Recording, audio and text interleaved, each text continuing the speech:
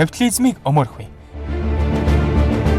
20 дугаар зуун бол тэр чигтээ хүн төрөлхтний хувьд социалист үзэл санааг амьдралд хэрэгжүүлэх гэсэн агуу их туршилтын арин байлаа.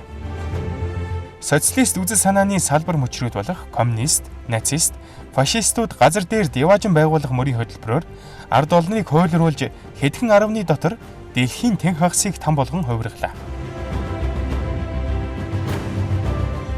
20-д оноос эхлэн зөвлөлтийн улаан Оросууд Монголд коммунист туршилтыг явуулснаар бүхий л бүтэн хүний нэг үе болох 70 жилийг бид социалист мөрөөдлийн замаар замнаж дэлхийн улс төрийн үзэл баримтлалын спектрийн хэд төлд тулаа зогслоо.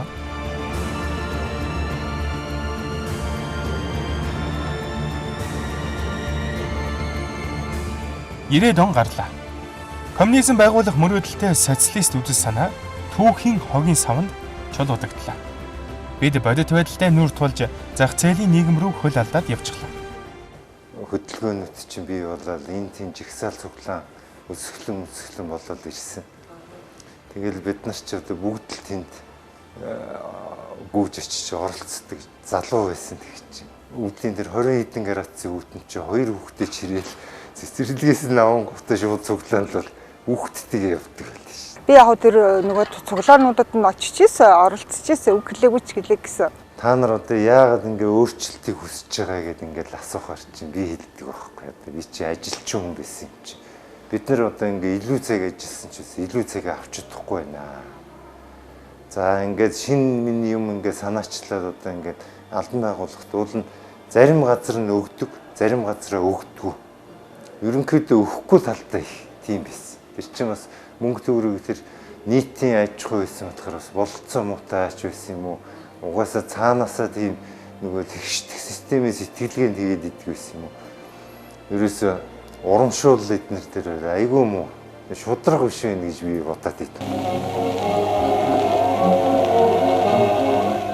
Тухайн үед бол одоо тэгэл 2 килээр мах өгдөг. 2 килийнхээ маханд ойчрлж ээж авна. За 500 грамм масл зардаг.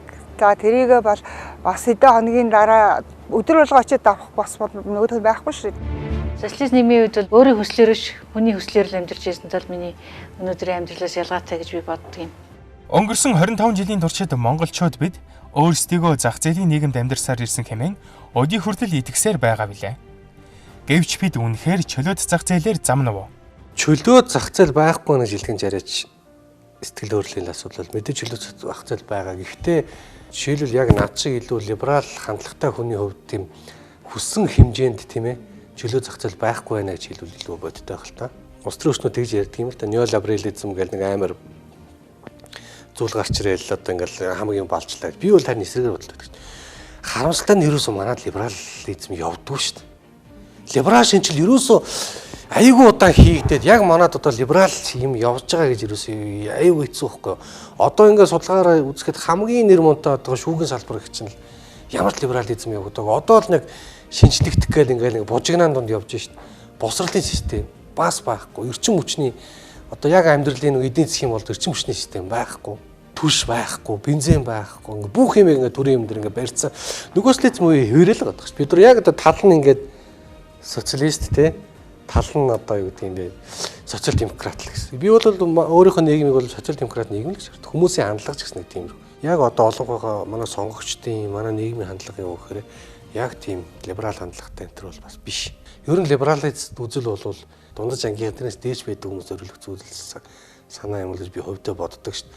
Гэхдээ яг юу ч хөө те нийгэмд байр суурь болоогүй, нийгмийн яг тэр нэг доод хэсэгт байгаа өмнөх либерализм яриад за би яах вэ одоо төр мөр цаашаа машаа тусламж авахгүй чөлөөт нийгэмээс би одоо компани оглоо яваа энэ төр гэл ингээл нэг тим юм ярьдгүй шүү дээ. Илүү нэг зүүн тал руугаа л явна. Тэгэхээр манай нийгмийн байга байдал хүчин чадал маань одоо яг социал демократ талтай байна. Яванда би бол их орноо өндөр төсөөлдөг учраас мэдээж $8,000 өрөнд харамсалтай нэг эзэн өрхүү те ойрхон хол өрхүүлж байгаа шүү дээ. Социализмаа буцаад байгуулах уу?